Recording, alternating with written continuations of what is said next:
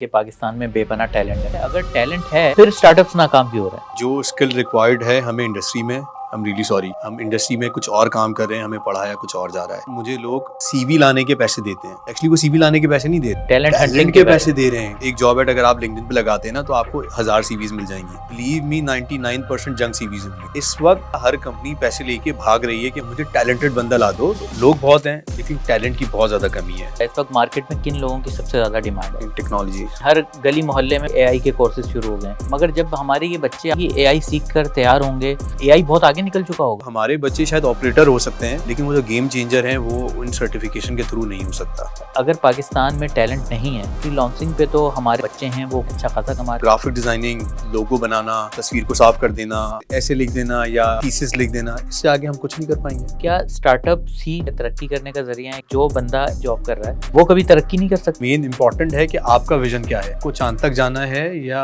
आपको लालू खेत तक जाना है। अस्सलाम वालेकुम, आप रफ्तार नाउ देख रहे हैं।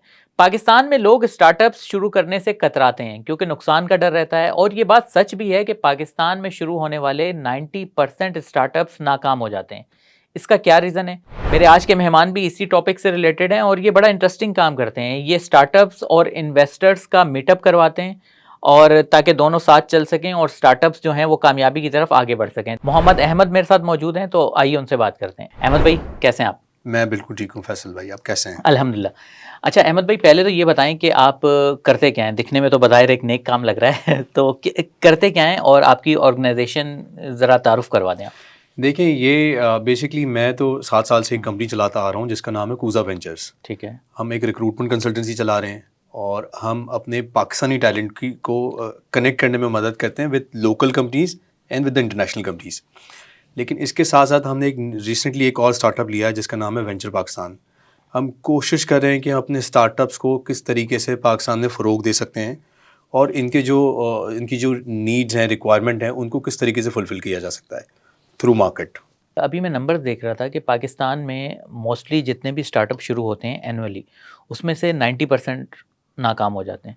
आपके ख्याल में स्टार्टअप्स के नाकाम होने की वजह क्या है पाकिस्तान में? देखिए फैसल भाई, सबसे इम्पॉर्टेंट है कि हमारे सर पे मेंटोरशिप है या नहीं, ठीक ठीक है? है। क्या वो राइट पीपल हमारे साथ हैं जो हमें एडवाइस कर सकें? क्या हमारा वो स्किल सेट है कि एक एक कंपनी को हमने स्टार्ट तो कर दिया, उसको हम आगे कैसे लेके जा रहे हैं? प्लस क्या हमारे पास इन्वेस्टमेंट है या नहीं? देखिए एक इन्वेस्टमेंट किसी भी ऑर्गेनाइजेशन को से खड़ा नहीं करती, वो 10x की ग्रोथ दे सकती है। क्या आज मैं अच्छा काम कर रहा हूँ लेकिन 6 महीने बाद मेरी कंपनी नहीं चली, तो क्या मेरे पीछे सपोर्टर्स हैं जो मुझे एडवाइस भी कर सकें और मुझे फाइनेंशियली सपोर्ट भी कर सकें? अगर ये 2 या 3 चीज़ें हमें मिल जाएँ तो हमारी कंपनी शायद फ़ेल ना हो। ये एक बहुत बड़े रीज़न्स हैं। तो आपके ख्याल में पाकिस्तान में जो है कंपनीज इसीलिए नाकाम होती हैं कि उनके पास पैसा नहीं है बैक एंड पे? पैसा, मेंटोरशिप और जो स्किल सेट रिक्वायर है। देखिए एक है ऑपरेशन शुरू करना और एक है उसको एक्सपेंड करना, उसको स्केल अप करना। हम ऑपरेशन शुरू तो कर पाते हैं, हम पैसे भी कमा लेते हैं, लेकिन जब स्केल करने आते हैं तो ना हमारे पास मेंटोरशिप होती है, ना हमारे पास पैसा होता है और ना हमारे पास वो स्किल सेट होता है जो कि हमें मदद कर सके कि हम अपने बिज़नेस को कैसे ग्रो करें। तो शायद ये वो रीज़न्स हैं जिनकी वजह से हमारे पाकिस्तानी स्टार्टअप्स स्पेशली फ़ेल हो जाते हैं। अगर हम कंपेयर करें इंडिया से, तो आपके ख्याल में इंडिया में ऐसा क्या है कि मतलब इंडिया में स्टार्टअप्स बहुत तेज़ी से ग्रो कर रहे हैं और पाकिस्तान में ऐसा नहीं है, तो इंडिया वाले ऐसा क्या कर रहे हैं जो हम मिस कर रहे हैं? देखिए मुझे लगता है कि इंडियंस जो है ना वो अपने लोगों को सपोर्ट बहुत ज़्यादा करते हैं। हम्म। हम रियली सॉरी टू से, मैं कैमरे पे भी ये सॉरी कर रहा हूँ कि हम पाकिस्तानियों में एक मसाइल है कि हम अपने बंदों को सपोर्ट नहीं करते, हम उनको काटने की कोशिश करते हैं। मेरा जो विज़न है वेंचर पाकिस्तान को लेते हुए वो यही है कि हम अपने ही लोगों को सपोर्ट करना शुरू करें। अगर हम इंडिया की या हम अपने पड़ोसी ममालिक की बात करें, वो हमसे बहुत ज़्यादा आगे निकल गए हैं in order not to compete with them, लेकिन हम सेम रेस में आ जाएँ तो एटलीस्ट हमें अपने लोगों को सपोर्ट करना होगा। हम जब अपने लोगों को सपोर्ट करेंगे तो हमारा जो स्टार्टअप का फेलियर रेशो है वो कम होगा, हमारे स्टार्टअप्स जो हैं सर्वाइव करेंगे, प्लस हम अपनी ग्लोबल जो प्रेजेंस है उनको भी इस्टेब्लिश कर पाएंगे। उसके लिए हमें शायद मुझे आपको सपोर्ट करना होगा, आपको मुझे, और हमारे जैसे जितने लोग हैं हमें आपस में हार्मनी क्रिएट करनी होगी। क्या आइडियाज़ की भी हमारे पास कमी है? देखें, एक स्टार्टअप तो लग गया, ठीक है, मगर अगर हमने कोई ऐसा स्टार्टअप लगा लिया जिसकी मार्केट में उसकी प्रोडक्ट की मांग ही नहीं है, तो वो स्टार्टअप तो फिर डेफिनेटली नाकाम ही होगा ना। तो फिर आपके ख्याल में क्या आइडियाज़ की भी कमी है? देखिए, मुझे नहीं लगता कि शायद आइडियाज़ की कमी है, आइडियाज़ तो बहुत ज़्यादा हैं। मुझे लगता है कि आइडियाज़ को शायद डिस्कशन का पार्ट ना बनाने की कमी है। हम लोगों को लगता है कि ये एक आइडिया जो हमारे पास है ना, it's a very unique one, तो हम उसको ना अपने कूज़े में समा के रखें, छुपा के रखें, किसी और को पता ना लग जाए। देखिए, मुझे लगता है और शायद 3, 4, 5 साल मेरी भी ये थॉट्स रही। लेकिन अब मुझे लगता है कि आइडियाज़ की कमी नहीं है। जो आपके पास आइडिया अगर आप डिस्कस करने बैठेंगे किसी के साथ, फैसल भाई बिलीव मी आपको पता लगेगा शायद 90% लोगों के पास सेम आइडिया है। उस आइडिया को आप प्लेटफॉर्म पे लेकर आएँ, जो अच्छे लोग हैं, जो वाक़ई आपको सजेशन दे सकते हैं, आप उनके साथ डिस्कस करें, मार्केट में डिस्कस करें, उसको रिफ़ाइन करने की कोशिश करें। एंड अर्ली स्टेज में आपको ये रियलाइज़ेशन होना चाहिए कि क्या ये आइडिया चलेगा या नहीं? क्या हमारे पास वो इंफ्रास्ट्रक्चर है पाकिस्तान में? क्या मेरी वो काबिलियत है? प्लस क्या मुझे वो पाकिस्तान में लोग मिलेंगे जो मुझे इस आइडिया को एग्जीक्यूशन में मदद कर सकें? तो शायद अगर ये 3 या 4 स्टेप को हम फॉलो कर लें, तो हमें हमारे स्टार्टअप और आगे निकल सकते हैं। तो अगेन स्टार्टअप्स की कमी नहीं है, रिफाइंड आइडियाज़ की कमी है। अगर टैलेंट की बात करें तो ये भी एक बड़ा ख्याल किया जाता है कि पाकिस्तान में बेपनाह टैलेंट है। तो क्या वाक़ई ऐसा है? अगर टैलेंट है तो फिर स्टार्टअप्स नाकाम क्यों हो रहे हैं? देखें फैसल भाई 2 अलग-अलग चीज़ें हैं। जो स्किल रिक्वायर्ड है हमें इंडस्ट्री में वर्सेस जो यूनिवर्सिटीज़ हमारे प्रोड्यूस कर रही हैं, आई एम रियली सॉरी, हुँ, वो सेम नहीं है, ठीक है? हमारा करिकुलम सेम नहीं है। हम इंडस्ट्री में कुछ और काम कर रहे हैं, हमें पढ़ाया कुछ और जा रहा है। मैं एक रिक्रूटमेंट कंसल्टेंसी चलाता हूँ, मुझे लोग सीवी लाने के पैसे देते हैं। एक्चुअली वो सीवी लाने के पैसे नहीं दे रहे, टैलेंट टैलेंट हंटिंग के के पैसे। पैसे दे रहे हैं। क्यों? ये देखें, एक जॉब एड अगर आप लिंक्डइन पे लगाते हैं ना, तो आपको 1000 सीवीज़ मिल जाएँगी। बिलीव मी 99% जंक सीवीज़ होंगी। इस वक़्त हर बंदा, हर कंपनी पैसे लेके भाग रही है कि मुझे बंदा ला दो। सिर्फ़ बंदा नहीं ला दो, मुझे टैलेंटेड बंदा ला दो, जो मेरे काम को समझ सके। तो लोग बहुत हैं, लेकिन टैलेंट की बहुत ज़्यादा कमी है। जो हमारा राइट टैलेंट है ना कि हमें एक काम करवाना है, मिसाल के तौर पे हमें मार्केटिंग करवानी है। आज मेरे पास एक पोज़ीशन चल रही है परफ़ॉर्मेंस मार्केटिंग मैनेजर की, ठीक है? आई थिंक कुछ 2.5 महीने हो गए कि वो जो ओनर है, उनको कुछ समझ नहीं आ पा रहा। ऐसा नहीं है कि तकरीबन हम कुछ 30, 35, 40 इंटरव्यूज़ करा चुके हैं। All are the performance marketer. हुँ, उनके पास वो स्किल भी है, वो काम करना भी जानते हैं, लेकिन जो राइट स्किल देख रहे हैं, वो अनफॉर्चुनेटली नहीं मिल पा रही है। तो इंडस्ट्रियल गैप बहुत ज़्यादा है। इसका रीज़न क्या है? हमारी यूनिवर्सिटीज़ क्या मतलब टैलेंट को पॉलिश नहीं कर पा रही? वो सिर्फ़ रटाया जो है वो सिलेबस पढ़ाती हैं और वो कोई मतलब फ़ील्ड में काम नहीं आता, ये रीज़न है? फैसल भाई, करिकुलम का एक बहुत बड़ा फुकदान है। अब मुझे लगता है कि हम सिर्फ पढ़ाते हैं किताबी चीज़ें, ठीक है? और शायद ये मेरा एक आइडिया है कि जिस वक़्त हम मार्केट में आते हैं ना, तो हम वो सारी चीज़ें ऑलरेडी भूल भी चुके होते हैं। सेकंड, इंडस्ट्री एक्सपोज़र ही नहीं है। हमें शायद अपने बच्चों को पढ़ाने से ज़्यादा इंटर्नशिप पे उनका उनका ज़्यादा फ़ोकस करवाएँ। हम उनको वो वर्कशॉप में करवाएँ जहाँ पे एग्ज़ैक्टली काम हो रहा हो। अब मिसाल के तौर पे मुझे किताब में बताया जा रहा है कि चाय कैसे बनेगी, लेकिन मुझसे करवाया नहीं जा रहा कि चाय कैसे बनेगी। तो शायद हमें अपनी यूनिवर्सिटीज़ में थ्रू इंटर्नशिप ये चीज़ों पे ज़्यादा फ़ोकस करना होगा कि एक्चुअली चाय कैसे बनेगी। तो एक बच्चा जिसने पढ़ा है कि चाय कैसे बनेगी वर्सेस द बच्चा जिसने एक्चुअली चाय बनाई है, उनमें डिफरेंस है। वो इंडस्ट्री की रिक्वायरमेंट को समझता है। तो हमें अपने करिकुलम को चेंज करना है, हमें इंटर्नशिप पे ज़्यादा फ़ोकस करना है, हमें वर्कशॉप पे ज़्यादा फ़ोकस करना है, हमें इंडस्ट्री में क्या हो रहा है, उससे अपने बच्चे को ज़्यादा कनेक्ट करवाना है। पाकिस्तान में हम लोग एंटरप्रेन्योरशिप की तरफ क्यों नहीं आते? क्या हम डरते हैं? क्या हमारी जीन्स में है कि हम थोड़े से बुज़दिल हैं इकोनॉमिकल या फाइनेंशियल मामलात को लेकर? रिस्क नहीं लेते हम? क्योंकि एंटरप्रेन्योरशिप तो एक रिस्की वो है ना कि आप रिस्क लेते हैं। देखें, एक एक सबसे पहली इंपॉर्टेंट चीज़ है, हमें पढ़ाया जाता है कि हमें नौकर बनना है, ठीक है। ठीक है? हमें पढ़ाया जाता है कि अच्छा पढ़ोगे तो उस एमएनसी कंपनी में तुम्हें नौकरी मिल जाएगी। हमें ये कभी नहीं पढ़ाया जाता कि अच्छा पढ़ोगे तो तुम अपने स्टार्टअप कर सकते हो, तुम मालिक बन सकते हो। हमें बताया जाता है कि वो फला जो एमएनसी है ना, वो अब एमटीओ को ना 80,000 रुपये देने शुरू हो गई। तो हम एक्चुअली 80,000 रुपये को के पीछे भाग रहे हैं। हम ये देख रहे हैं कि 80,000 के बजाय हम 6 महीने में असिस्टेंट मैनेजर कैसे बन जाएँ। हम 1,20,000 रुपये कैसे कमाने लग जाएँ। हम ये नहीं देख रहे कि हम नौकरियाँ कैसे प्रोड्यूस करने वाले बन जाएँ। एक बड़ी थिन सी लेयर है फैसल भाई, between doing the job and starting your own business. वो जो लेयर है ना, वो लेयर है डर की। और हमें लगता है कि अगर ये लेयर हमने पार कर दी ना, तो शायद हमारा जो करियर है ना, वो ख़त्म हो गया। हमारा घर कैसे चलेगा, हमारा किचन कैसे चलेगा। मैं बड़ी सिंपल सी बात करता हूँ कि एक कंपनी में जिस वक़्त हम नौकरी करते हैं ना, तो मगर अहमद भाई ये डर है तो हकीकत ना, हमें रियलिटी में रहना है। तो ये डर तो होता है ना कि अगर नाकाम हो गया तो ज़ाहिर-सी बात है फिर क्या होगा?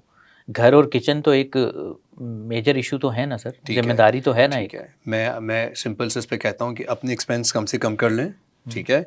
आप ये देखें कि मेरे बैंक में कितना पैसा है और मैं मिनिमम कितने महीने का सर्वाइवल है। मैं हुँ, कहता हूँ अगर 6 महीने का आपके पास सर्वाइवल है ना मिनिमम फैसल भाई, कूद मार दें। अच्छा। उससे होगा क्या? अगर आप एक कंपनी के लिए काम कर रहे हैं ना, कंपनी आपसे महीने की 20 से 25 डील क्लोज़ करवाती है। जब वो जाके आपको 30, 40, 50, 60 हज़ार रुपए देती है, हुँ, ठीक है? आप इसको छोड़ दें। आप कहें कि 6 महीने का टाइम, 6 महीने के मेरे पास किचन एक्सपेंस हैं और मैंने कूद मार दी, अब 6 महीने के अंदर मुझे सिर्फ़ 2 डील क्लोज़ करनी है। क्या आप किसी सेठ के लिए काम करते हुए 6 महीने में 100 डील क्लोज़ कर सकते हैं? क्या अपने लिए 2 डील क्लोज़ नहीं कर सकते? आपकी वो 2 डील जो आपने अपने लिए क्लोज़ करी हैं, वो आपको अगले 6 महीने के पैसे और दे के चली जाएगी, ठीक है? देखें, फेलियर का एक रीज़न ये भी है कि जिस वक़्त हम पैसे कमा लेते हैं ना, हमें लगता है कि एक अच्छी-सी वॉच अब हमारे हाथ में आ जानी चाहिए, हुँ, ठीक है? अब जो सूट मैंने करना है ना, वो मैंने अच्छा किसी ब्रांड का लेना है, शूज़ मेरे ब्रांडेड होने चाहिए। रीइन्वेस्ट नहीं करते? हम अपनी कंपनी में री-इन्वेस्ट नहीं कर रहे। फ़ोन अगर मैं एक सस्ता वाला हुँ, यूज़ कर रहा हूँ, तो मैं आईफ़ोन ले लूँगा। गाड़ी अगर मैं एक 1000 सीसी यूज़ कर रहा हूँ, तो यार मेरे पास 1300 सीसी होनी चाहिए, बहुत ज़रूरी है। लेकिन पहले अपने किचन एक्सपेंस देख लो, पहले ये देख लो कि मेरी कंपनी में मैं री-इन्वेस्ट कर रहा हूँ। इस कंपनी ने अगर आपको 10 लाख रुपए कमा के दिए हैं, और वही 10 लाख रुपए अगर आप अपनी कंपनी में री-इन्वेस्ट करते हो, तो वो आपको 1 करोड़ रुपए कमा के दे सकती है। वर्सेस जो 10 लाख रुपए आपने घड़ी में, मोबाइल में, अपने अपने कपड़ों पे इन्वेस्ट करें, वो शायद आपको इतनी जल्दी नहीं दे कमा के दे सकती है। अच्छा अहमद भाई आप भी यूनिवर्सिटीज़ के और हमारे जो तालीमी इदारे हैं उनके किरदार से सैटिस्फाई नहीं हैं, मैं भी नहीं हूँ कि हमारी यूनिवर्सिटीज़ जो हैं उस तरह की प्रोडक्ट मार्केट में नहीं दे रही, जिस तरह की मार्केट में नीड है। आप बताइए कि आपके तजुर्बे से भी मैं सीखना चाहूँगा कि अगर एक बच्चा जिसने इंटर कर लिया है सिंपल, उसके पास कोई स्किल नहीं है या ग्रेजुएशन कर लिया है, तो वो बेचारा क्या करे? अगर वो स्टार्टअप शुरू करना चाहता है, थोड़े बहुत पैसे भी हैं उसके पास 5-10 लाख रुपए हैं, तो वो क्या कर सकता है? देखें, एक चीज़ है, आपने शायद अपनी बाउंड्रीज़ देखना बहुत ज़रूरी है। मुझे लगता है कि एक मैट्रिकुलेशन वाला बच्चा या इंटरमीडिएट वाला बच्चा, अगर आपका सवाल है कि वो स्टार्टअप करना चाहता है, हुँ, सबसे पहले वो अपना स्किल सेट देखे, ठीक है? और इसके लिए फैसल भाई ये भी बड़ा इम्पोर्टेंट पार्ट है कि माइंडसेट सेट करना ज़रूरी है कि आपने विजन, ये लाजमी नहीं है कि मैं अगर एक अपना स्टार्टअप ले रहा हूँ। अच्छा, एक ये सोच भी बड़ी गलत है। लोगों को पहले महीने से होता है कि मुझे इतने पैसे कमाने हैं। हुँ, हमें शायद अपनी सोच को तब्दील करने की ज़रूरत है कि हमें पैसे नहीं कमाने। पैसे कमाने अल्टीमेटली सबकी नीड है, लेकिन सबसे पहले हमें वॉल्यूम सेट करना है कि मैंने मैंने करना क्या है, ठीक है? अब मैं मिसाल देता हूँ कि अगर एक साहब 50,000 रुपये महीना कमा रहे हैं, उनकी उनकी एक्सपेक्टेशन होती है किसी भी स्टार्टअप से कि मुझे वो 2 लाख, 3 लाख, 4 लाख रुपए देने शुरू हो जाए। मैं कहता हूँ अगर 50,000 रुपये आप नौकरी पे कमा रहे हो, 25,000 रुपये आप अपने स्टार्टअप पे कमाने लग रहे हैं, तो आप करना शुरू हो जाएँ। तो एक वो बच्चा जो मैट्रिक कर आया है या इंटरमीडिएट किया है, पहले वो अपने स्किल सेट को आइडेंटिफ़ाई करे कि मैं किन चीज़ों में अच्छा हूँ। हुँ। फिर उनको ग्रेजुअली विद नो एक्सपेक्टेशन कि मैं इतने पैसे कमा लूँगा। देखिए, स्टार्टअप फेलियर का एक बड़ा रीज़न ये भी है कि हमें लगता है कि यार वो पैसे नहीं आ पा रहे। लेकिन पैसे नहीं आ रहे, क्या आप इंडस्ट्री में कोई वैल्यू एडिशन कर पा रहे हो? क्या आप जॉब क्रिएशन कर पा रहे हो? क्या आप ग्रेजुअली आगे बढ़ रहे हो? आज आपने एक सेल करी है या आपने एक डील क्लोज़ करी है या आपने कोई एक एक चीज़ प्रोड्यूस करी है। कल क्या आप 2 चीज़ प्रोड्यूस कर पा रहे हैं विद पैसेज ऑफ टाइम? क्या आप ग्रेजुअली आके आपकी स्टैग्नेंसी आ गई है, लेकिन अगर आप नौकरी से बेहतर हैं, तो हमारे लोगों को अपना स्किल सेट जानने की बहुत ज़रूरत है। उसके बाद लोगों के से डिस्कशन करने की बहुत ज़रूरत है। वो लोग जो इंडस्ट्री के हैं, वो लोग जो हमें राइट एडवाइस कर सकें, वो लोग जो हमें हमारी शायद उँगली पकड़ के हमें थोड़ा-सा रास्ता बेहतर करवा सकें। अहमद भाई मेरा एक जानने वाले हैं, 10-15 लाख रुपए थे उनके पास, पढ़े लिखे भी हैं, स्टार्टअप शुरू करने पर भी उनका गौर था, मगर उन्होंने क्या किया कि सेफ साइड उन्होंने एक छोटा-सा मिनी मार्ट खोल लिया, ज़बरदस्त। ठीक है? तो ये क्या सोच है कि मतलब वो चाहते तो वो भी तो इस तरफ टेक का कोई स्टार्टअप शुरू कर लेते हैं, तो हम ये सेफ साइड क्यों ढूँढते हैं? नहीं, देखें, मैं उनकी जो थॉट्स है उससे 100% एग्री करूँगा। वो सही किया उन्होंने? ये बिल्कुल सही किया। ये एक हुँ, नया बज़वर्ड आ गया कि स्टार्टअप हमें करना है, हमें टेक्नोलॉजी में काम करना है, हमें एआई हुँ, में काम करना है। क्यों करना है? हुँ, सही है। देखें, पहले मेन मकसद है कि चीज़ें चलनी चाहिए। आप अपना आप कुछ भी काम करो फैसल भाई, मैं हमेशा एक बात कहता हूँ, रेहड़ी भी लगा लो, ठीक है? रेहड़ी भी लगा लो। लेकिन आप दिल से काम करो, आपको पता हो कि मैं जो काम कर रहा हूँ ना वो परफेक्ट है। ये क्या ज़रूरी है कि मैं एक टेक की कंपनी खोलूँगा, मैं सिस्टम्स लिमिटेड बनूँगा? क्यों? हर कोई आसिफ पीर तो नहीं बन सकता ना। लेकिन अपनी कैपेसिटी में मैं क्या रेहड़ी नहीं लगा सकता, मैं क्या छोले नहीं बेच सकता, मैं क्या कबाब बन कबाब मैं इसका कोई स्टॉल नहीं लगा सकता। ग्रेजुअली आप स्टार्टअप को 2 मिनट साइड में रख दें, आप बिज़नेस करें, आप कोई शॉप खोल लें, ठीक है? इम्तियाज़ सुपरमार्केट की बात करते हैं आज, दी इम्तियाज़ सुपरमार्केट कहीं न कहीं छोटे पैमाने से शुरू हुआ ना, लेकिन कंसिस्टेंट रहे। उनको पता था कि क्या ऐसे एरियाज़ ऑफ इम्प्रूवमेंट हैं कि जिन पे वो काम करें तो वो सुपरमार्केट बन सकती है। आप आर्टिस्टिक मिलियनर्स पाकिस्तान की वो टेक्सटाइल कंपनी है जो आई थिंक सबसे ज़्यादा एक्सपोर्ट इस वक्त कर रही है। उनका भी अगर आप स्टोरी सुने तो उनकी भी स्टोरी यही है कि उन्होंने एक छोटे से पैमाने पे शुरू किया। और मैं आपको एक बात, बहुत मज़े की बात बताऊं, ये जो स्टार्टअप है ना, ये जो टेक है, ये जो नए बज़वर्ड्स आ गए हैं, ये कस्टमर एक्विजिशन कॉस्ट पे ही आपकी कंपनी बंद करवा देता है। अच्छा। वर्सेस अगर आप एक दुकान खोलते हैं, आप एक मार्ट खोलते हैं, आप XYZ कोई भी बिजनेस शुरू करते हैं, तो एटलीस्ट आपकी वो जो कहना कस्टमर एक्विजिशन कॉस्ट वो नहीं है। आपको पता होता है कि ये मैंने माल खरीदा है 8 रुपए का, मैं 12 रुपए का बेचूंगा, 4 रुपए का मेरा प्रॉफिट है और मेरा कस्टमर ऑलरेडी एग्जिस्ट करता है। तो यस, हमें ना सिर्फ स्टार्टअप को बल्कि हर वो शख्स जो 3 लाख 5 लाख 10 लाख रुपए लेकर अपनी कंपनी खोलना चाहता है, वो company could be any business, not only in tech. तो मैं जो आपके जो जानने वाले हैं, मैं उनको बड़ा अप्रिशिएट करूँगा कि उन्होंने एक्चुअली वो जब 8-10 लाख रुपए बड़े टैक्टफुली, बड़ा वाइजली उन्होंने इन्वेस्ट किया और आई एम श्योर कि वो अच्छा ऑपरेशन मैनेज कर रहे होंगे and he must be making some good money. आपने अभी कहा कि आप भी यही काम करते हैं कि टैलेंट हंट करते हैं और कंपनीज आपको इसके लिए पे करती हैं। तो मुझे ये बताएं कि तो आपको क्या मुश्किलात पेश आ रही हैं कि सुनने में तो ये बहुत आता है कि टैलेंट पाकिस्तान में बहुत है, ठीक है? तो अब मुश्किल क्या आ रही है कि टैलेंट क्यों नहीं है? मतलब क्या सब बाहर चला गया, ब्रेन ड्रेन हो गया? देखिए ऐसा नहीं है कि 100% ब्रेन ड्रेन हो गया है, हुँ, ठीक है? हमारे मैक्सिमम लोग पाकिस्तान में हैं। एक एक एक चीज़ है फैसल, अब हर बंदा ना अब सिर्फ बंदा हायर नहीं करना चाहता, वो बेस्ट बंदा हायर करना चाहता है, मल्टी टैलेंटेड। मल्टी टैलेंटेड, ठीक है? 2-3 चीज़ें which is very unfortunate also, मैं कंपनी की तरफ से भी कहना चाहूँगा, हमारी कंपनीज अब टैलेंट से ज़्यादा, टैलेंट तो देखें सबको चाहिए, अब वो आ गई है कि एक बंदा है जो काम करता है, हुँ, एक बंदा है जिसकी वेरी अनफॉर्चुनेटली जिसकी पर्सनैलिटी बहुत अच्छी है, जिसको अंग्रेज़ी बोलना आती है, ठीक है? जो अपना काम भी बेहतर करना चाहता है। अब कंपनी कहती हैं कि हमें सिर्फ बंदा नहीं, हमें एक अच्छा बंदा चाहिए जिसकी पर्सनैलिटी, अंग्रेज़ी सब बेहतरीन हो। अगर हम कल्चर पे काम करना चाहते हैं, अब कोई हमारा गेस्ट हमारे ऑफिस में आता है, हमारे लोगों को देखे तो वो बोले वाओ व्हाट अ टीम, ठीक है? फिर सिमिलरली अगर सेल्स की बात कर लें, अब तो मैं आपको बताऊं कि जो फ्रंट डेस्क है उसमें भी पर्सनैलिटी बहुत ज़्यादा मायने रखती है, ठीक है? सेल्स की टीम की बात कर लें तो वो बहुत ज़्यादा मायने रखती है। तो अब हर कंपनी कहती है हमें सिर्फ बंदा नहीं, हमें बेस्ट बंदा दो, फिर उनके जहन में ना जॉब डिस्क्रिप्शन से ज़्यादा कुछ चीज़ें हैं, जो इंडिविजुअल प्रोफाइलिंग है हुँ, कि हमें हमें एक काम करने वाला, हमें एक डेटा एंट्री ऑपरेटर चाहिए जो डेटा एंट्री कर पाए।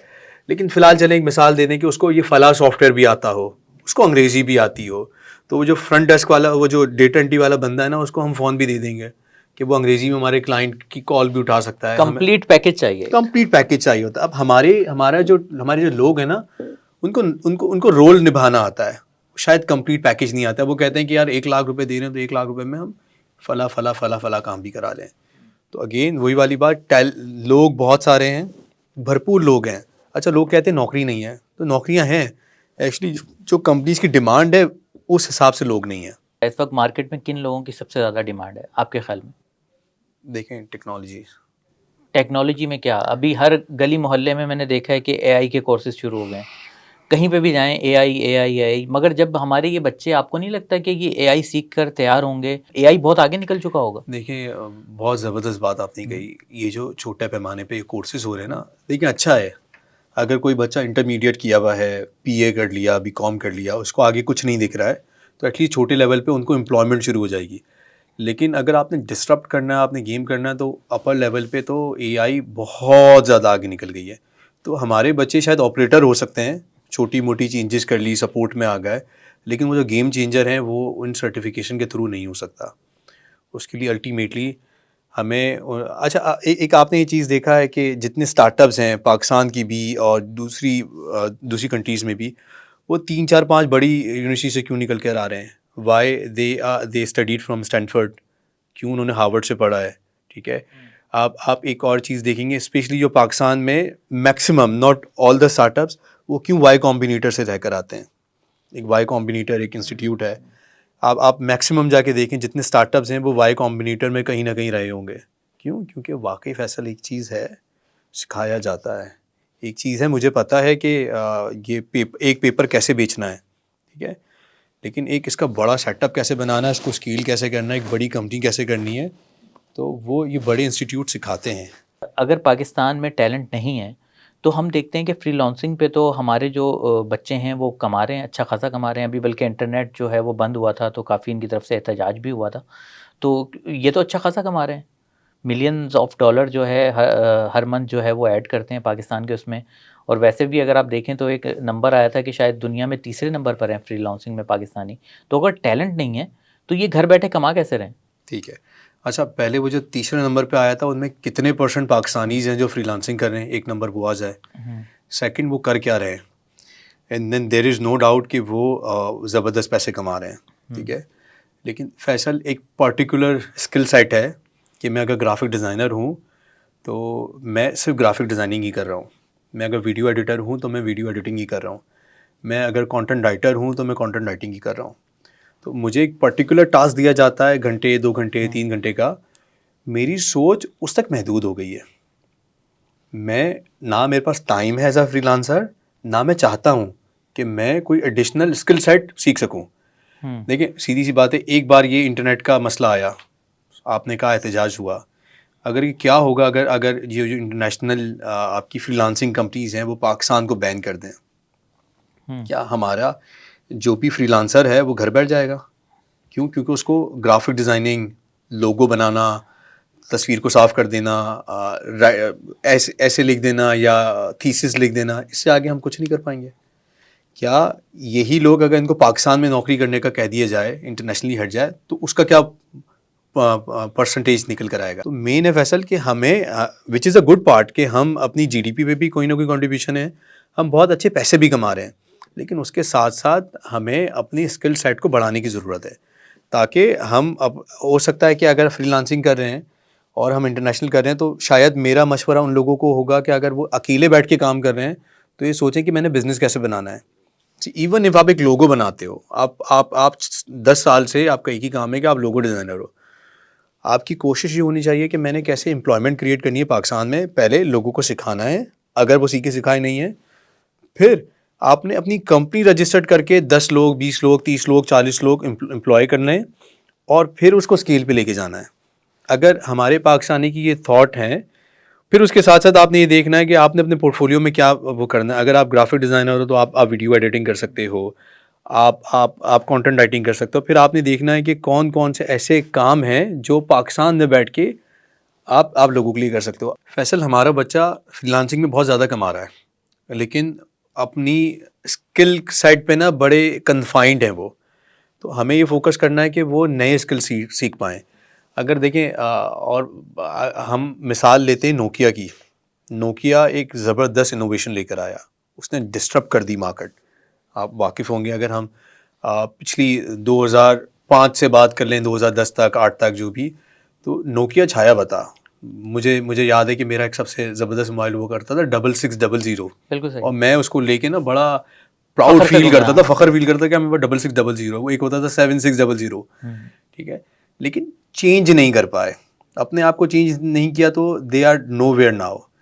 Exactly what's happening with our kids जो फ्रीलांसिंग कर रहे हैं, वो उनके वो घोड़े की नाल बांध दी गई है। वो देखते हैं कि लोगो बनाना है तो लोगो बनाना है, अगर कंटेंट राइटिंग करनी है तो कंटेंट राइटिंग करनी है, लेकिन उसके आगे क्या? कल ये नहीं चला तो क्या होगा?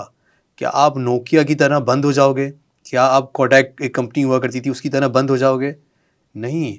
हमें अपने बच्चों को रियलाइजेशन कराने की ज़रूरत है कि करो, फ्रीलांसिंग करो, बहुत अच्छा है, लेकिन ये सोचो कि अगर बंद हो गया तो क्या होगा? और एक काम की बजाय हम 2 काम क्यों नहीं कर सकते? 2 काम की बजाय हम 3 काम क्यों नहीं कर सकते? और अगर हम अकेले काम कर रहे हैं तो हम 100 बंदों की टीम क्यों नहीं बना सकते। पाकिस्तान में भी हम बड़ी अच्छी मिसाल ले सकते हैं कि करीम ने एक इनोवेशन लाया कि जो पहले राइड जिस तरीके से जाती थी, अब वो बुक कराने का तरीका अलग है। And Karim was doing very fantastic. अगर आप देखें, उन्होंने सिर्फ पाकिस्तान में नहीं, उन्होंने यूएई से जो चेंज किया, हर चीज़ चेंज करी। लेकिन एक एप्लीकेशन आई जिसने कुछ नहीं किया, कोई इनोवेशन नहीं करी, उसने सिर्फ उसे कॉपी किया, विच वाज इन ड्राइव। लेकिन उसने करीम के मॉडल में एक छोटी सी ट्विकिंग कर दी। ट्विकिंग क्या थी? अपनी मर्जी के पैसे। अपनी मर्जी के पैसे। हालांकि पैसे आप देखोगे तो उतने ही हैं, लेकिन अपनी मर्जी के पैसे मिनिमम आपने दे दिया। हाँ, कैप लगा हुआ है उसके कैप ऊपर। लगा हुआ है, लेकिन फैसल वो जो मिनिमम छोटी सी ट्विकिंग है ना, वो करीम का एक बहुत बड़ा चंक उठा के अपने पास ले गया है। तो अल्टीमेटली अगर छोटी सी ट्विकिंग हमारे फ्रीलांसिंग में हो गई, हमारी, आप ये देखें, अब आपने ही कोट किया ना कि 3rd नंबर पे आता है फ्रीलांसिंग में, इन बच्चों का क्या होगा अगर छोटी सी ट्विकिंग हो गई, या पाकिस्तान को उन्होंने 3rd वर्ल्ड कंट्री अल्लाह ना करे कह के बैन कर दिया। कई ऐसे हैं कि वो पेमेंट, हमारे पेपॉल नहीं चलता, सारी चीज़ें होती हैं। तो हमें उस पॉइंट पे आना है कि अपने बच्चों को अप्रिशिएट करना है कि फ्रीलांसिंग कर रहे हैं, उसके साथ साथ उनको ये भी बताना है कि आगे कैसे जाना है, स्केल कैसे करना है, नई चीज़ें कैसे सीखनी है। एक मैं आपको और बात बताऊं, हमारी जो चार्टर्ड अकाउंटेंट्स हैं, उन्होंने अपनी नौकरियां छोड़ना शुरू कर दी हैं। क्यों? 8 लाख, 10 लाख, 12 लाख रुपए पर मंथ कमाते हैं ये लोग। इन्होंने नौकरी क्यों छोड़ी? क्योंकि एक बहुत बड़ी अपॉर्चुनिटी है पाकिस्तान में। अगर आप यूएई, केएसए, यूएस इनकी बात करेंगे तो वहाँ पे लोग बहुत महंगे हैं। तो हमने किया क्या, हमने यहाँ पे अपने बैक ऑफिस बना दिए, अपनी रिसोर्सेज को स्टाफ ऑगमेंटेशन मॉडल पे सेल कर रहे हैं। हमने 10 यहाँ पे अकाउंटेंट बिठा दिए। अब जितनी भी बुक कीपिंग है वो पाकिस्तान के थ्रू हो रही है। अच्छा, बाहर की कंपनी, बाहर की कंपनीज की टैक्सेशन यहाँ से बैठ के मैनेज हो रहे हैं।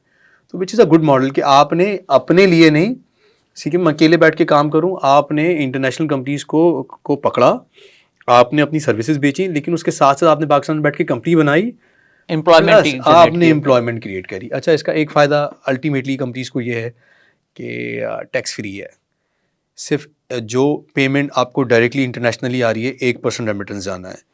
उसके अगेंस्ट में अगर आप देखते हैं पाकिस्तान में, अगर आप, मैं अपनी कंपनी चला रहा हूँ, मुझे 11% टैक्स भरना पड़ता है। अगर मैं लाख रुपए कमा रहा हूँ, उसका मतलब है कि 11,000 रुपये मैंने गवर्नमेंट को देने हैं। लेकिन वेर एज वही सेम सर्विस अगर मैं इंटरनेशनली क्लाइंट्स को दे रहा हूँ तो मुझे 1% टैक्स देना पड़ता है। अहमद भाई, एक चीज़ और भी है। अभी रिसेंटली हमने ब्रेन ड्रेन के नंबर देखते हैं तो काफ़ी हाईली स्किल्ड जो लोग हैं वो पाकिस्तान से बाहर गए। तो क्या यहाँ पर कोई ऐसा प्लेटफॉर्म है कि जो लोग यहाँ से चले गए तो हम बस उनको हमेशा के लिए अल्लाह हाफिज़ कह देते हैं, या उनको वापस लाने के लिए हम उनको राग़िब कर पा रहे हैं उनको यहाँ पे कि यहाँ पर आएँ, स्टार्टअप शुरू करें? देखिए फैसल, 2 चीज़ें हैं। ब्रेन ड्रेन को मैं कुछ हद तक पॉजिटिव भी लेता हूँ, ठीक है। ऐसा नहीं है जो ब्रेन ड्रेन हुआ वो वापस नहीं आया, वापस आते हैं और अच्छे पैमाने पे वापस आते हैं। और हमारे आके अच्छा, यूजुअली आप ये देखेंगे ना, जितने स्टार्टअप्स हैं जिन्होंने पैसे भी रेज़ करे हैं, they all are the people जो ब्रेन ड्रेन में कहीं पढ़ने गए थे, नौकरी करने गए थे, अब वो वापस आए। और सिर्फ वो वापस नहीं आए, वो एक स्किल सेट लेके वापस आए, उन्होंने स्टार्टअप करें और बड़े पैमाने पे स्टार्टअप करें। उन्होंने फंड रेज़ करें, उसके बाद उन्होंने एम्प्लॉयमेंट बहुत ज़्यादा क्रिएट करी है। आई थिंक अगर हम नाम लें, बाज़ार के जो 2 फाउंडर्स हैं, फॉरेन ग्रेड हैं, ठीक है। हम लाम की बात कर लें, एक्स फेसबुक का एम्प्लॉय है, वो वापस आए, ठीक है। और हमारे जो और भी स्टार्टअप्स हैं, हम क्रेव मार्ट की बात कर लें, ये वो सारे बच्चे थे जो पाकिस्तान से बाहर गए, या तो वो डिसहार्टेंड होके गए, या वो पढ़ने गए, या वो नौकरी करने गए। लेकिन जब वो पाकिस्तान वापस आए तो उन्होंने पाकिस्तान के लिए बहुत अच्छी चीज़ें करी हैं। तो ये एक पॉजिटिव है। मुझे लगता है कि हमें शायद अपने और बच्चों को भी इस काबिल बनाना पड़ेगा, हमें कोशिश करनी पड़ेगी कि वो ब्रेन ड्रेन में एक्चुअली जाएँ, लेकिन काबिल बन के वापस आएँ।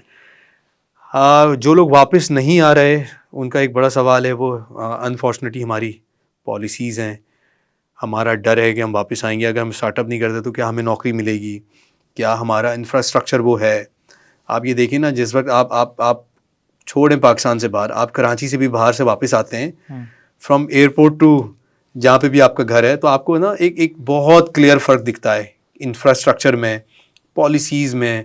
फिर हमें लगता है कि यार ये वापस आना चाहिए। मेरे एक फैमिली मेम्बर बहुत ज़्यादा वो पाकिस्तान से बाहर हैं, वापस आने की सोच में बैठे में, लेकिन ये मुझे पूछते हैं, अहमद भाई वापस आना चाहिए या नहीं आना चाहिए? ठीक है, हमारे लोगों का सवाल है, क्या हमें, हमारे लिए वो अपॉर्चुनिटी, अगर हम स्टार्टअप नहीं करते, हमारे लिए वो अपॉर्चुनिटीज़ हैं।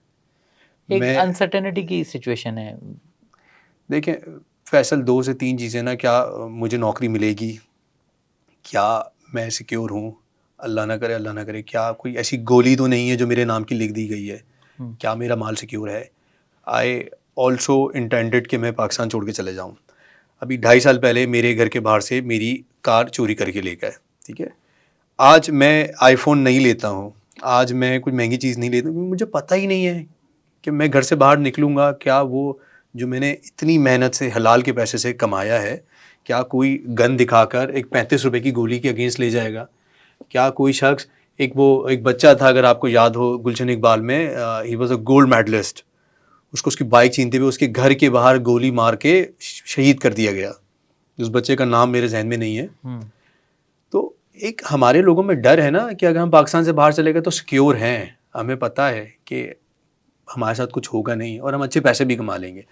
हर वो शख्स जो पाकिस्तान से बाहर वेरी अनफॉर्चुनेटली बहुत कोई वेटर भी बना हुआ है ना, वो भी पाकिस्तान में पैसे भी बहुत अच्छे पैसे भेज देता है और वो पाकिस्तान से बाहर बहुत खुश है। लेकिन यस, हम पाकिस्तान वापस आना चाहते हैं। हमें हमारी गवर्नमेंट को सीरियस होकर अच्छी पॉलिसीज़ सोचनी है, हमें इंफ्रास्ट्रक्चर ठीक करना है और हमें अपने लोगों को सिक्योर करना है। उनको पता होगा कि अगली गोली उनके नाम की नहीं लिखी गई है।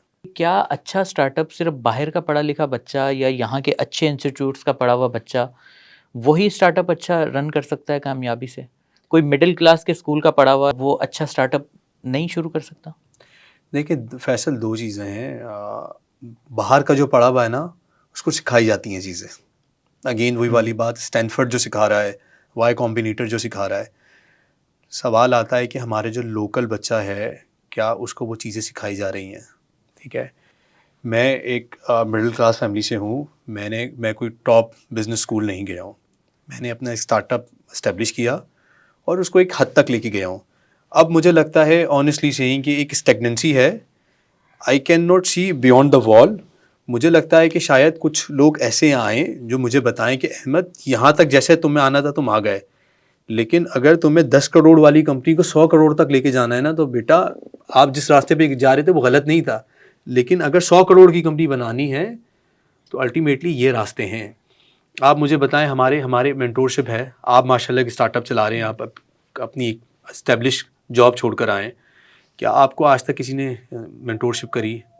नहीं, ठीक है, ऐसा कुछ भी नहीं। हमारा कुछ नहीं है ना, हम जहाँ अटक जाते हैं, जो अब बात ये ना, जो बाहर का पढ़ा हुआ बच्चा आता है ना, जो वापस्तानी कहलाता है, हुँ, वापस्तानी सीख कर आता है। तो एक ये है कि एक हमने जो सीखा और हम कर रहे हैं, ऑपरेशन चला रहे हैं, वर्सेस जो हमने सीखा किया प्लस जो हमें लोगों ने सिखाया, जो जो कि ऑलरेडी करके आए थे।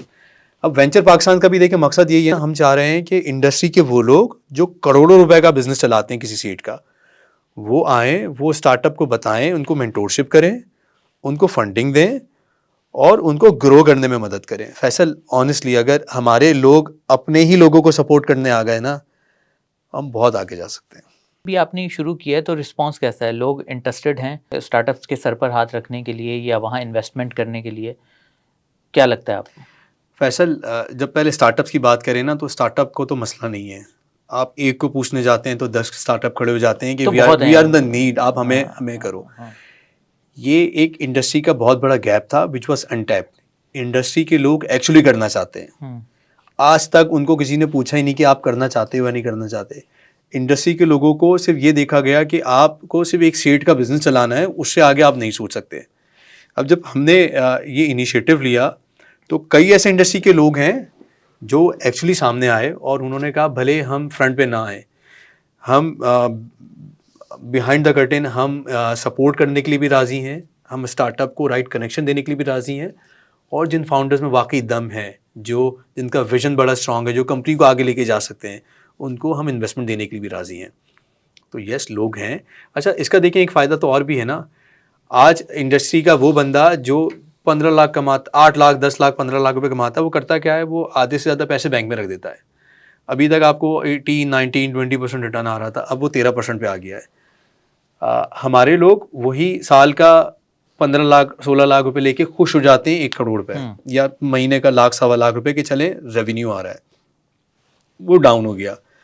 अल्लाह ना करे आपकी नौकरी चली जाए Faisal, I know a lot of senior professionals, hmm, ठीक है, जो महीने के 20 लाख 25 लाख 30 लाख रुपए कमाते हैं, and they are very unsure कि कल उनकी नौकरी रहेगी या नहीं रहेगी, बिल्कुल सही। ठीक है। और जिस दिन नौकरी जाती है ना, तो वो आते हैं कि अहमद भाई अब फंस गए, अब कुछ निकालें। फैसल, जितना आप लेडर पे ऊपर जा रहे होते हैं ना, उतनी अपॉर्चुनिटीज आपके लिए श्रिंक हो रही होती हैं। तो एक सी लेवल का बंदा जो अपनी नौकरी खोता है ना, उसको 6 से 8 महीने लगते हैं नौकरी लेने में। और एक बंदा जो 20 लाख रुपए कमाता है ना, तो उसके 30 लाख रुपए वाले एक्सपेंस भी होते हैं। तो हमारा मेन है कि इंडस्ट्री के लोगों के लिए, अगर इंडस्ट्री के लोग आके इन्वेस्टमेंट करेंगे स्टार्टअप में अपने ही लोगों को, होगा क्या कि इनके लिए एक सेकंड रेवेन्यू स्ट्रीम जनरेट हो जाएगा। और इसका एक अल्टीमेटली फ़ायदा ये भी है कि in future if you decide कि यार मैंने काम बहुत, नौकरी बहुत कर ली, now I want to join the startup, आपका ही फंडेड, आपका ही मेंटोर्ड स्टार्टअप है जहां आप एज को फाउंडर ज्वाइन कर सकते हैं, ठीक है।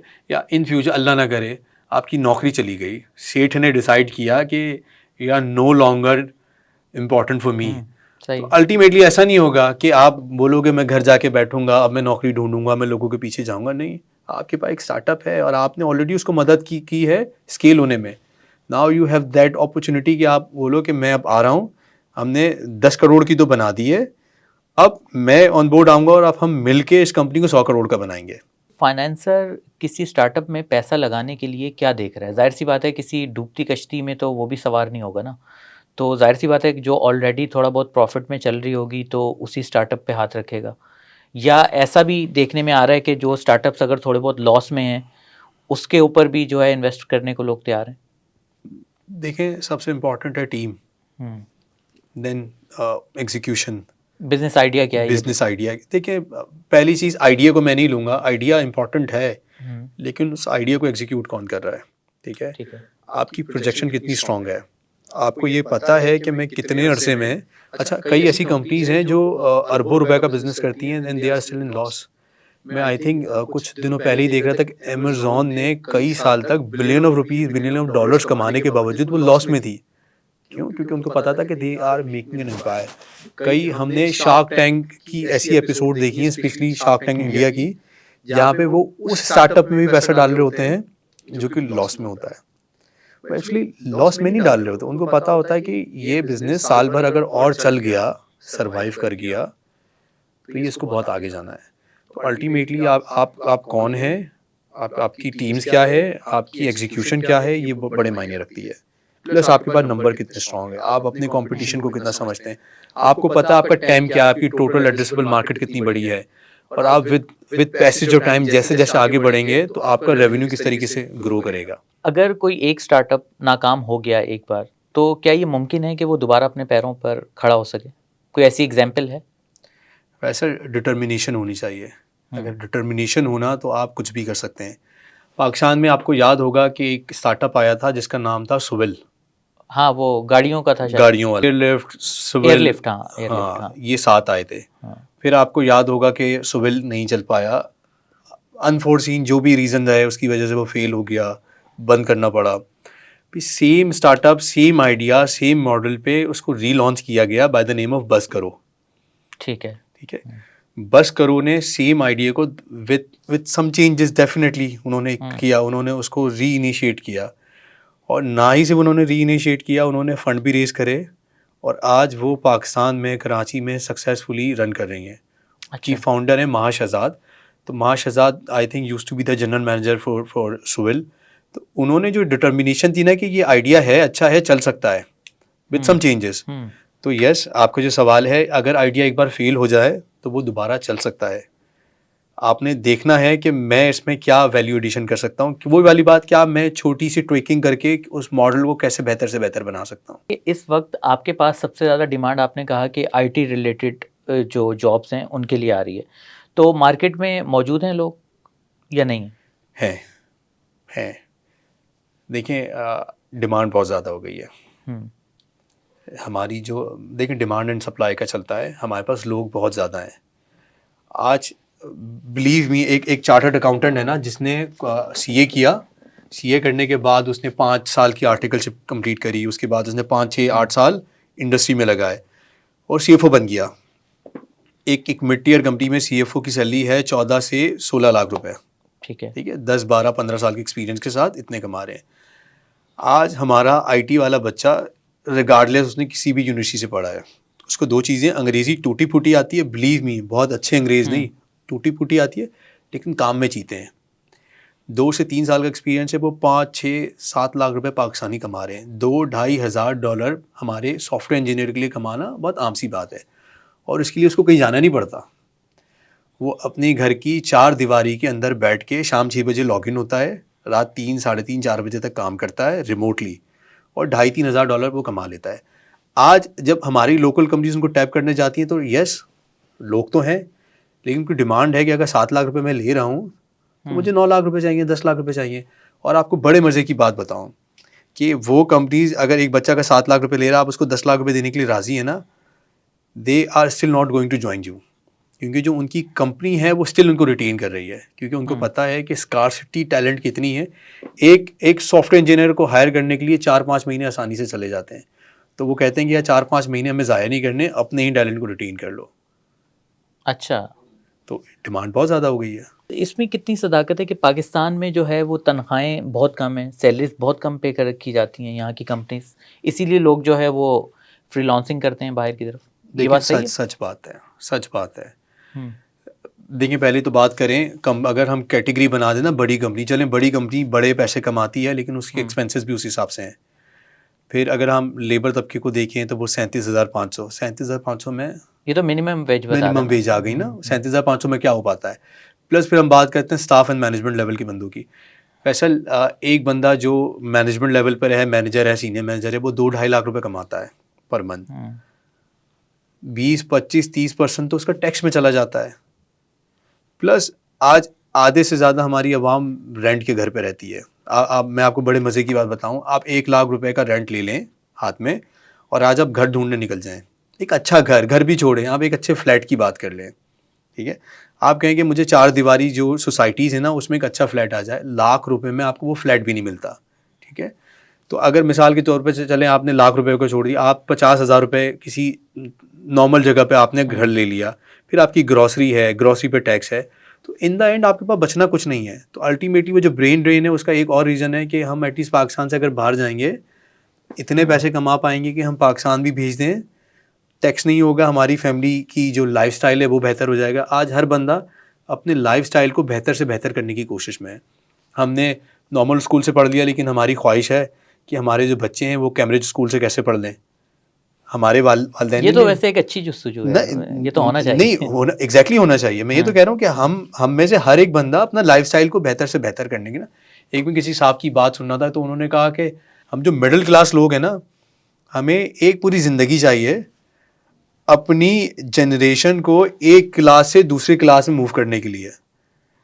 तो एक बंदा जो पाकिस्तान में 2-2.5 लाख रुपए कमा रहा है, 2-2.5 लाख रुपए एवरेज सैलरी अब है जो मैनेजमेंट के लोग हैं ना, इससे ज़्यादा नहीं होती। वो अपनी क्लास कभी चेंज नहीं कर सकता। अगर आपकी ख्वाहिश है कि मैंने क्लास चेंज करनी है, आप 2-2.5 लाख रुपए में तो अपना खर्चा मजबूरन कैसे जैसे तैसे पूरा कर लो तो बड़ी बात है। तो इन ऑर्डर की अगर हमें कुछ चीज़ें करनी है तो हमें बड़े पैमाने पे सोचना होगा, हमारी गवर्नमेंट को भी हमारे लिए सोचना होगा। अहमद, अभी आपने बताया कि कोई भी स्टार्टअप इस बात की गारंटी नहीं होता कि वो 100% कामयाब हो जाएगा, यानी कि नाकामी के चांसेस होते हैं, कि रिस्की वो है। तो कोई भी इन्वेस्टर या सेठ किसी स्टार्टअप में पैसा क्यों लगाएगा कि जब उसको पता है कि यार यहाँ पर भी पैसा डूब सकता है, जबकि वो तो बहुत बहुत टाइम से मार्केट में है और पैसा दूसरे तरीक़ों से कमा रहा है, तो वो स्टार्टअप में ही क्यों इन्वेस्ट करेगा? उसका रीज़न क्या है?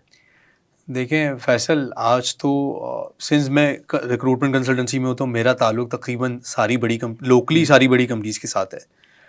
एक बड़े जाइंट हैं, I don't want to name them, textile में उनका बड़ा नाम है। उन्होंने भी अपना पैसा निकाल के इस वक्त डाइवर्सिफिकेशन की तरफ आ गए। यूएई में अपनी रियल इस्टेट में पैसा लगाना शुरू कर दिया, वहाँ कुछ टैक्सीज ले ली, ठीक है।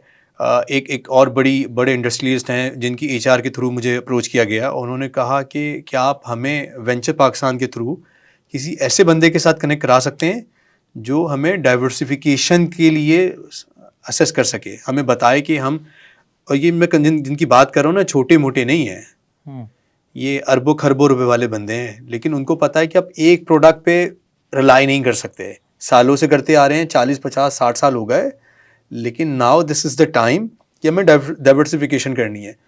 तो शायद ये एक राइट टाइम है जहाँ पे सेठ एक्चुअली बैठा है अपना पैसा लेके कि मैं कहाँ लगाऊं, मैं लगाऊं कहाँ पे। अच्छा, सेठ के पास टाइम नहीं है कि वो एक बिजनेस शुरू करे, दूसरा बिजनेस शुरू करे, तीसरा बिजनेस शुरू करे। तो जो राइट आइडियाज़ है ना, जो 1 करोड़ को 100 करोड़ में लेके जा सकते हैं, तो सेठ एक्चुअली बैठा हुआ है।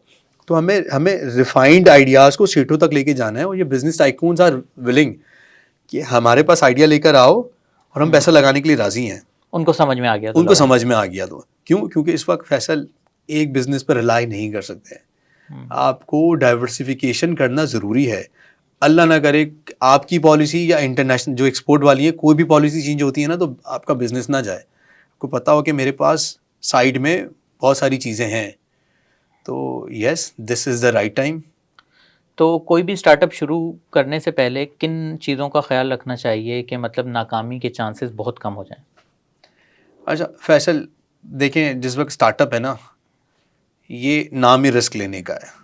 ठीक है, आपने आपने करना क्या है, आपको आपने अपने प्रोडक्ट के बारे में आपको पता हो, आपको मार्केट के बारे में पता हो, आपको गो टू मार्केट प्लान पता हो, आपको पता हो कि मेरा टाइम क्या है।